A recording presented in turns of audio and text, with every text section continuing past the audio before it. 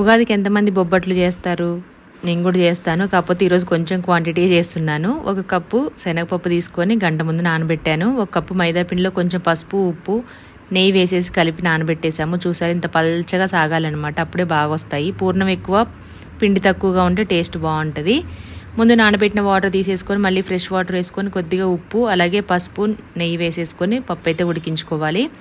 1 cup బెల్లం కూడా తురిగి పెట్టుకోండి.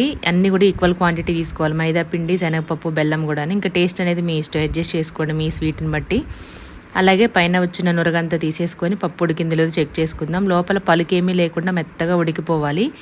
ఎక్కువసేపు నానింది కాబట్టి గిన్నెలోనే ఉడికించాను. కావాలంటే కుక్కర్లో అయినా వేసుకోవచ్చు. ఇదంతా మిక్సీ జార్లో వేసుకొని అదే గిన్నెలో తీసుకొని తురుము పెట్టుకున్న బెల్లం వేసేసుకొని ప్యాన్కి అంటుకోకుండా సపరేట్ అయ్యేంత వరకు తీసుకోవాలి. లాస్ట్లో కొంచెం ఇలాచీ పౌడర్ యాడ్ చేసుకోండి.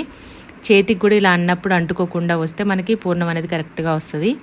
నా దగ్గర అయితే బటర్ పేపర్ ఉంది. కొంచెం నెయ్యి అప్లై చేసి ఆ పిండి వేసేసుకొని దాంట్లో పూర్ణం పెట్టేసుకోవాలి. పూర్ణం ఎక్కువ ఉంటేనే బాగుంటుంది. ఇదంతా కవర్ చేసేసుకోవాలన్నమాట. చేసిన తర్వాత పైన ఒక పేపర్ పెట్టుకోండి. లేదంటే మనం షుగర్ కానీ కూరగాయలు కానీ తెచ్చుకునే కవర్ ఉంటుంది కదా, దానిపైన కూడా స్ప్రెడ్ చేసుకోవడమే.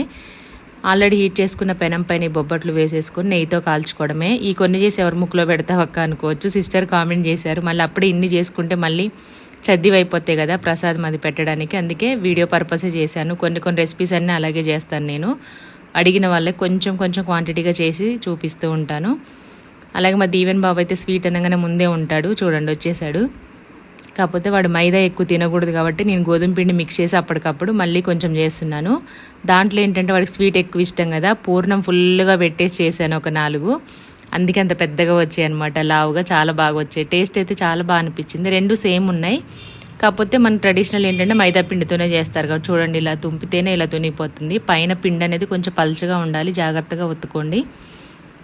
ఆ తర్వాత నెయ్యితో కాల్చుకుంటే చాలా సాఫ్ట్గా వస్తాయి. అంతే, బొబ్బట్లు చేయడం పెద్ద ప్రాసెస్ ఏం కాదు.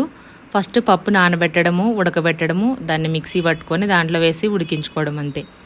చేతులతోటి స్ప్రెడ్ చేసుకోవడం. ఎక్కువ పిండి చేసుకుంటే కనుక పెద్దగా కూడా వస్తాయి. ఇంకా మనం చేసిందే 1 కప్పు కాబట్టి ఆ మాత్రం వచ్చాయి. మళ్ళీ అందరికీ రావాలి కదా దాంట్లోనే.